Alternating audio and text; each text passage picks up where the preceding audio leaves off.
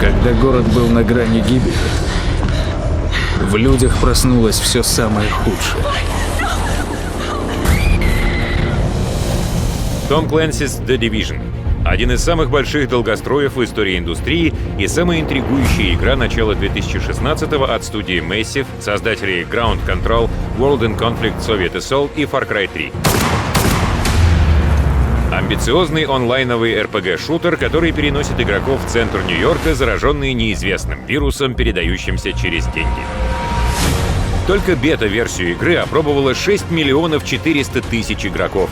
Однако авторам понадобилось целых 8 лет, чтобы добраться до этой точки и воплотить свои фантазии в реальность. 3 года ушло на проработку идеи, 5 на активное ее воплощение. И вот теперь остаются считанные часы перед тем, как миллионы игроков отправятся на Манхэттен, чтобы навести там порядок.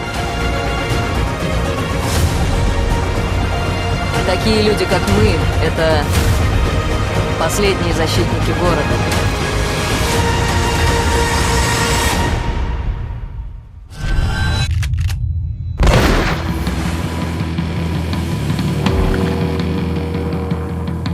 Всем привет! С вами вновь Антон Логвинов. Прошли недавно открытые беты The Division, в Москве эпидемия гриппа, в Нью-Йорке выпало небывалое количество снега. Люди катаются по городу на сноубордах, мусор не вывозили неделями, более чем правильная атмосфера, чтобы перелететь через Атлантику и погрузиться в атмосферу The Division перед выходом игры. Несмотря на то, что Tom Clancy's The Division онлайновая игра, большую ее часть, как говорят разработчики, можно будет пройти в одиночку, а по проработке сюжета и сеттинга они равняются именно на сингловые игры. Кропотливой проработке сеттинга и была посвящена пресс-конференция, которая прошла в начале февраля в центре Нью-Йорка. На ней выступили создатели игры, автор официальной книги The Division New York Collapse Алекс Ирвин, ученые, занимающиеся прогнозированием и изучением кризисов, и даже известные художники граффити. Все они работали много лет, чтобы сделать мир Tom Clancy's The Division очень близким к реальности.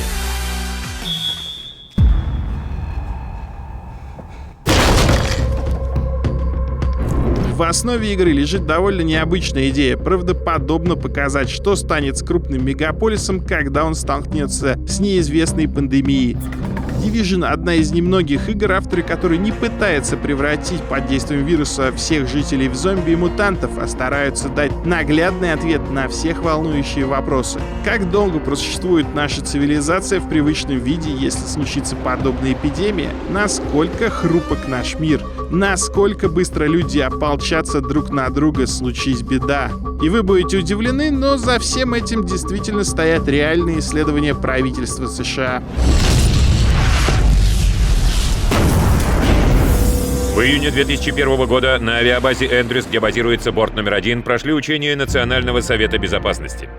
Проект Dark Winter симулировал реакцию властей на террористическую атаку вирусом оспы на 3 штата — Оклахому, Джорджию и Пенсильванию.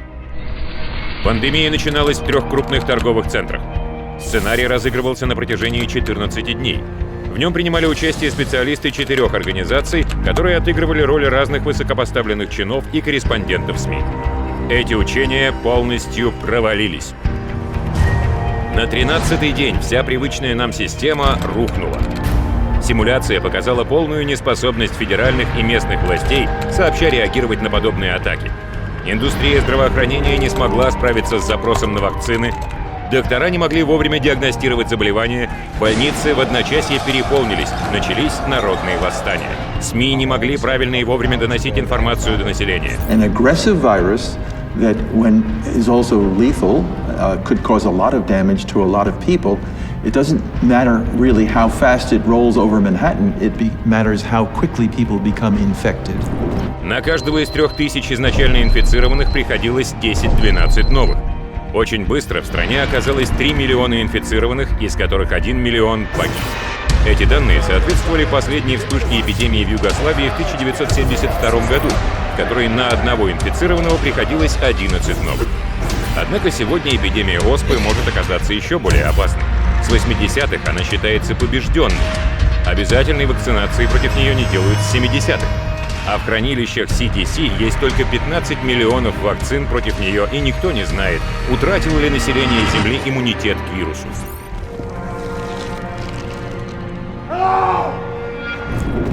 Более того, вся инфраструктура для производства вакцины на данный момент утрачена, и в случае эпидемии никто не сможет быстро восполнить запасы. Территории, на которых мы проживаем, стали более густонаселенными, экономика и инфраструктура более комплексными. Мы живем в сложном, уязвимом мире. Что же произойдет в случае массовой пандемии? К тому моменту, как пациент 0 почувствует первые симптомы, миллионы уже будут заражены. Начнется массовая паника. К концу первого дня все госпитали будут переполнены. На второй день появятся карантинные зоны. Начнется распределение продовольствия. Случится транспортный коллапс. На третий день прекратится международная торговля. Поставки нефти прекратятся. Рынки рухнут. На четвертый начнутся проблемы с электричеством. Полки магазинов опустеют. Начнутся проблемы с водоснабжением. К началу пятого дня люди будут делать все, чтобы выжить.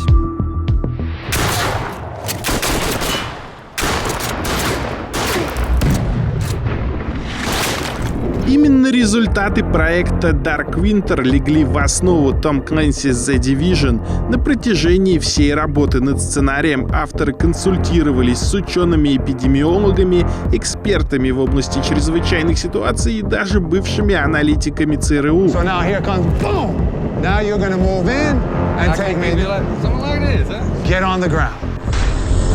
По сюжету неизвестные заражают модифицированным вирусом оспы банкноты в разгар рождественских распродаж в Нью-Йорке, в так называемую «Черную пятницу».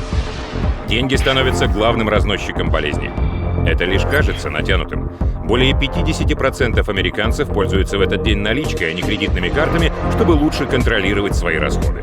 Недавние исследования выявили, что на каждой купюре живет примерно 3000 патогенов, 80% из которых абсолютно неизвестны человеку.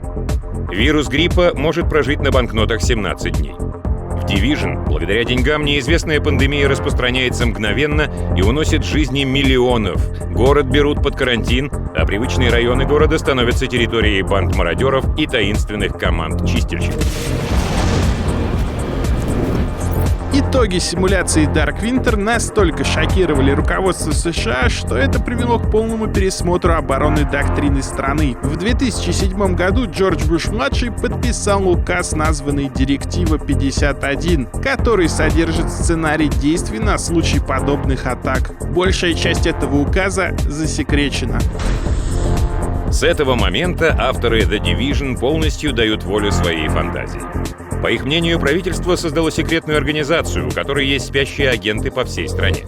Они живут обычной жизнью, но когда настанет трудный час, должны взяться за оружие и сохранить останки цивилизации. По словам Massive, эта идея пришла им также из реальной жизни, из опыта Второй мировой войны, когда англичане начали тренировать сопротивление заранее, чтобы в случае захвата страны немецкими войсками было кому усложнить оккупантам жизнь и тренировать желающих бороться за свободу нации. Но идейная часть Tom Clancy's The Division — лишь отправная точка работы над сеттингом, которую проделали в Massive. Нью-Йорк — идеальное место для истории про катастрофу, чем не раз пользовались как создатели кинофильмов, так и игр, но мало кто делал это на полную. Из игр можно лишь вспомнить разве что Crysis 2, а из фильмов какую-нибудь Годзиллу Эмериха или недавний сериал «Штамм» Гильермо дель Торо. Это уникальное место. Грязное, вонючее, но чертовски харизматичное. На Манхэттене есть особенное чувство маленького большого города. С одной стороны, есть гигантский мегаполис, в котором проживают миллионы людей, и миллионы приезжают сюда ежедневно. С другой — это остров. Путь на него лежит через мосты и тоннели.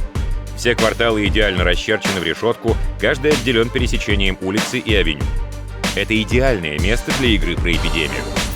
Кварталы можно изолировать друг от друга, брать под карантин, делить на зоны влияния банд. Здесь масса знаменитых и уникальных зданий, вроде Madison Square Garden, Flatiron Building, центрального здания почты, небоскребов эпохи Ар-деко и центрального вокзала. Каждый квартал этого города — уникальная локация с собственным стилем и характерной атмосферой. Здесь живут самые разные люди самых разных национальностей, только русских здесь больше 500 000. Ты достань сразу. Не, это вышел русский мент, я его знаю. Снимай, я тебя умоляю. Завтра на YouTube поставишь, тебе там поставят 1 000 000 лайков. Команда Massive, безусловно, проделала невероятную работу, чтобы передать дух города в своем проекте. Но чтобы по достоинству оценить работу команды, нужно отправиться на улицы города.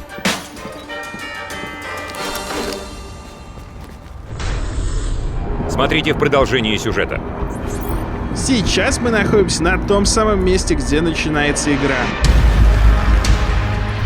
Мы отправимся на улицы Манхэттена и проверим, насколько достоверно Massive воссоздали облик города. Именно здесь фантазия художников Ubisoft разместила вертолетную площадку и эвакуационный лагерь. I'm not sure what you're looking to get out of this. Everything behind this gate is a goddamn war zone.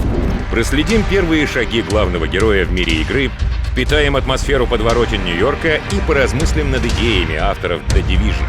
Ну и, конечно, побеседуем с ее создателем. Это было самым интересным — заставить перенести себя и свое искусство в другое измерение, в другую версию реальности. До скорого! Путешествие в мир разрушенного Нью-Йорка начинается сегодня.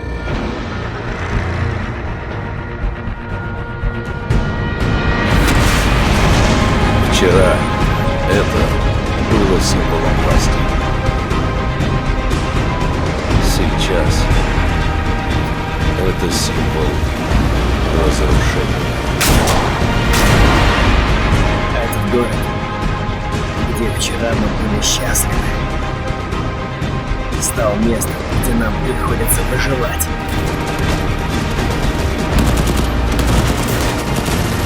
Это мой город. И мы его отобьем.